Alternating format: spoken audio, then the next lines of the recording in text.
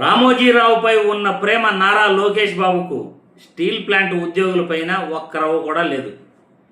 రామోజీరావు సంతాప సభకు 10 కోట్లు ఖర్చు పెట్టారు. కనీసం ఉద్యోగులు చనిపోతే వాళ్ళకి విరాళం ప్రకటించేందుకు కూడా, ఎక్స్గ్రేషియో ప్రకటించేందుకు కూడా వీళ్ళకి మనసు రావట్లేదు. కేవలం 99 పైసలకే భూములు ఇష్టం వచ్చిన వాడికంతా ఇస్తున్నారు రాష్ట్రంలో. వాళ్ళకు నచ్చిన వ్యక్తి అయితే చాలు, నేను ఇండస్ట్రీ పెడతానంటే ఎన్ని ఎకరాలు కావాలంటే అన్ని ఎకరాలు ప్రభుత్వ భూమిని దారాదత్తం చేస్తున్నారు. కానీ అరే ఆడ స్టీల్ ప్లాంట్ ఉద్యోగి ప్రమాదంలో చనిపోయాడు, వాళ్ళకి ఎక్స్గ్రేషియో ప్రకటించండి అంటే వాళ్ళకి ఎందుకు ఇవ్వాలి? చనిపోయింది తక్కువ మందే కదా. వాళ్ళు ఎక్స్గ్రేషియో అడుగుతున్నారు, డబ్బులు అడుగుతున్నారు. నన్ను బెదిరించారు, డబ్బులు ఎవరైనా అడుగుతారా? ఏం మాట్లాడుతున్నావయ్యా లోకేష్ బాబు నువ్వు? అసలు నువ్వేం మాట్లాడుతున్నావు? నువ్వు ఏం మంత్రివి, ఏం ముఖ్యమంత్రి కొడుకువి అని నేను నిన్ను ప్రశ్నిస్తున్నా. కనీసం నీకు రాజకీయ అనుభవం లేదు, కనీసం మనిషి పైన ప్రేమ కూడా లేదు, మానవత్వం అనేదే కొద్దిగా కూడా నీకు లేదు. ఒక్కసారి సోషల్ మీడియాలో వైరల్ అవుతున్న వీడియో చూసిన తర్వాత మళ్ళీ దీనిపై మనం చర్చించుకుందాం.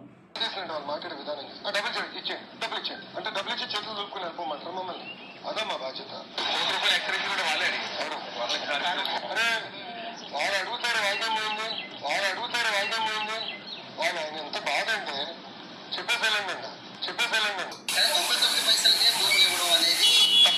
తప్పేంటి సార్? నేను ఇస్తాను. నేను 99 పైసల్లోనే గజానికి కాదు ఎకరంగా మొత్తం భూమి ఇస్తా. తప్పేంటి?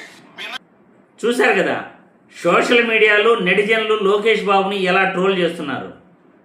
కార్మికులపైన ప్రేమ లేదు కానీ రామోజీరావుకి సంతాప సభ నిర్వహించడానికి 10 కోట్లు ఖర్చు పెట్టారు వీళ్ళు. అదేవిధంగా 99 పైసలకి వాళ్ళకి నచ్చిన వ్యక్తులకు, వాళ్ళకి ఇష్టం వచ్చిన వ్యక్తులకు అందరికీ కూడా ఎంత భూమి కావాలంటే అంత భూమి నేను ఫ్రీగా ఇచ్చేస్తాను అని అంటున్నాడు. నీకు కావాల్సిన వాళ్ళకి ఎంత భూమి కావాలంటే అంత భూమి ఇస్తావు. ప్రమాదంలో చనిపోయిన స్టీల్ ప్లాంట్ కార్మికులంటే ఎందుకంత నీకు పగ? ప్రమాదంలో స్టీల్ ప్లాంట్ కార్మికులు చనిపోతే నీకు ఒక్క రవ్వ కూడా బాధ లేదు, ఒక్క రవ్వ కూడా మానవత్వం లేదు. వాళ్ళకి ఎందుకు డబ్బులు ఇవ్వాలి అంటావు. వాళ్ళు డబ్బులు ఇవ్వమని అడుగుతున్నారు నన్ను, ఎందుకు ఇవ్వాలి వాళ్ళకి అని ప్రెస్ మీట్లో చెప్పేదానికైతే నీకు మనసు ఉంది. అరే నువ్వు ఏం మంత్రివయ్యా అసలు? నువ్వు ప్రభుత్వం అంటే ఏంటి? ప్రభుత్వం చేయాల్సిన ముఖ్యమైన కర్తవ్యం ఏంటి?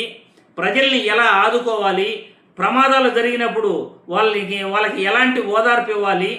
అది కూడా తెలియకపోతే నువ్వు ఏం రాజకీయం చేస్తున్నావో మాకైతే అసలు అర్థం కావట్లేదు.